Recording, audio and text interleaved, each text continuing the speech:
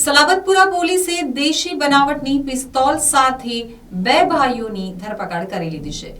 Salabatpura police મથકનો staff પેટ્રોલિંગમાં હતો ત્યારે બાતમીના આધારે દેશી હાથ બનાવટની પિસ્તોલ અને 3 જીવતા કારતૂસ સાથે 2 ભાઈઓ કિરણ શાંતારામ ભાવે અને વિક્કી શાંતારામ ભાવેને ઝડપી પાડ્યા હતા।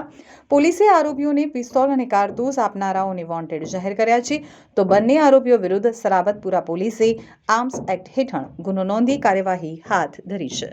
સુરતમાં આર્મ્સ એક્ટના ગુનામાં નાસ્તા ફરતા આરોપીઓને પકડી પાડવા પોલીસ કમિશનરે સૂચના આપી છે, જે અનુસંધાને સલાબતપુરા પોલીસે 2 આરોપીઓને ઝડપી પાડ્યા છે। પોલીસે ખટોદરા કોલોની ગાંધીનગર ઝૂંપડપટ્ટી પાસેથી 2 આરોપીઓને ઝડપી પાડ્યા હતા।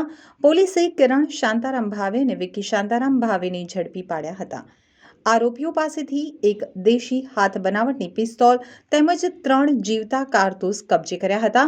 પોલીસે પિસ્તોલ અને કારતૂસ આપનાર એક ઇસમને વોન્ટેડ જાહેર કરી કાયદેસરની કાર્યવાહી હાથ ધરી છે।